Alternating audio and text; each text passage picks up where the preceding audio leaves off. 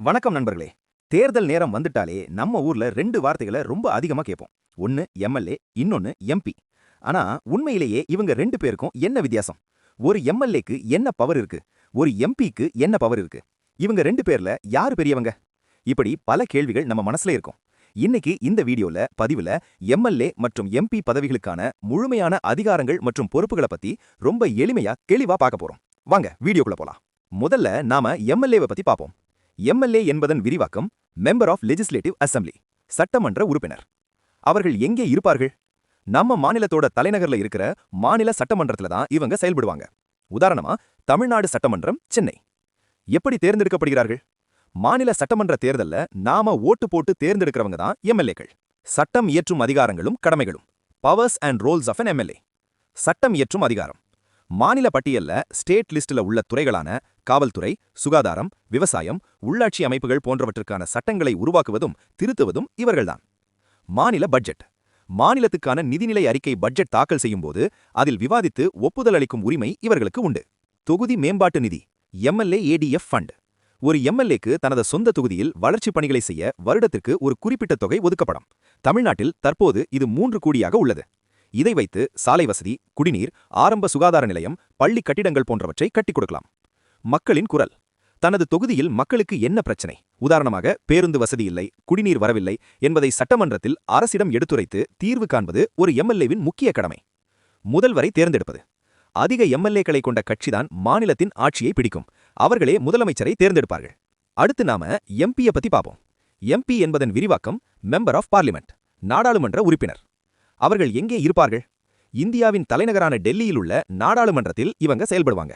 இதில் மக்களவை, லோக்சபா, மாநிலங்களவை, ராஜ்யசபா என 2 உண்டு. எப்படி தேர்ந்தெடுக்கப்படுகிறார்கள்?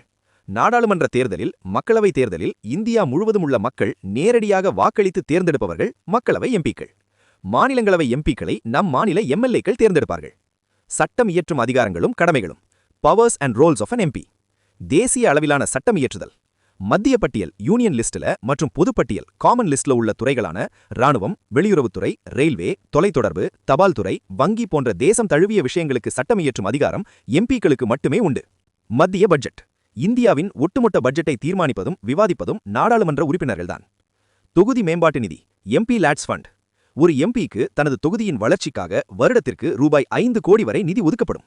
இதை வைத்து பெரிய அளவிலான உள்கட்டமைப்பு திட்டங்கள், கேந்திரிய வித்யாலய பள்ளிகள், ரயில்வே நிலைய மேம்பாடு போன்றவற்றை தனது தொகுதியில் செய்யலாம். தேசிய அரங்கத்தில் மாநிலத்தின் குரல். மாநிலத்திற்கு மத்திய அரசிடமிருந்து கிடைக்க வேண்டிய திட்டங்கள், நிதிகள், ரயில்வே திட்டங்கள் போன்றவற்றை டெல்லியில் உள்ள நாடாளுமன்றத்தில் போராடி பெறுவது ஒரு எம்பியின் மிகப்பெரிய பொறுப்பு. பிரதமரை தேர்ந்தெடுப்பது. நாடாளுமன்றத்தில் மக்களவையில் வெகுமான்மை எம்பிக்களை கொண்ட கட்சி அல்லது கூட்டணிதான் நாட்டின் பிரதமரை தேர்ந்தெடுக்கும். இப்போ 2 பேருக்கும் உள்ள வித்தியாசத்தை ஒரு சுருக்கமா பார்ப்போம். எல்லை, ஸ்கோப். எம்எல்ஏ என்பவர் மாநிலத்திற்கு உட்பட்டவர்.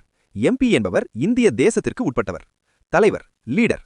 எம்எல்ஏக்களின் தலைவர் முதலமைச்சர், சிஎம். எம்பிக்களின் தலைவர் பிரதமர், பிஎம். சட்ட வரம்பு, லா பவர். உங்க ஊர்ல பஸ் ஸ்டாண்ட் கட்டணும்னா அது எம்எல்ஏவோட வேலை. அதே உங்க ஊர்ல ரயில்வே ஸ்டேஷன் வரணும்னா அது எம்பியோட வேலை. பதவி காலம், டென்யூர். இருவருக்கும் பொதுவாக 5 ஆண்டுகள் தான். இப்போ உங்களுக்கு எம்எல்ஏனா யாரு, எம்பினா யாருன்னு ஒரு தெளிவான ஐடியா கிடைச்சிருக்கும்னு நம்புறேன். இதுல யாரு பெரியவங்கன்னு கேட்டா 2 பேருமே வெவ்வேறு தளங்கள்ல மக்களுக்காக வேலை செய்யறவங்க தான். நம்ம ஊர் பிரச்சனைக்கு நாம முதல்ல அணுக வேண்டியது நம்ம எம்எல்ஏவை தான். அதே நம்ம மாநிலத்துக்கான தேசிய திட்டங்கள் வரணும்னா நாம எம்பி கிட்ட தான் சேர்க்கணும். ஒரு சிறப்பான ஆட்சி அமையணும்னா நாம தேர்ந்தெடுக்கிற எம்எல்ஏவும் எம்பியும் தகுதியானவர்களா இருக்க வேண்டியது ரொம்ப அவசியம். அதனால தேர்தல் வரும்போது இவங்க என்ன செய்வாங்கன்னு தெரிஞ்சுக்கிட்டு சரியான நபருக்கு ஓட்டு போடுங்க. இந்த தகவல் உங்களுக்கு பயனுள்ளதா இருந்தா உங்க நண்பர்கள் மற்றும் குடும்பத்தினருக்கு ஷேர் பண்ணுங்க. மேலும் இது போல பல சுவாரஸ்யமான தகவல்களுக்கு நம்ம சட்டம் அண்ட் வினோப் சேனலை சப்ஸ்கிரைப் பண்ணுங்க, லைக் பண்ணுங்க. நன்றி, வணக்கம்.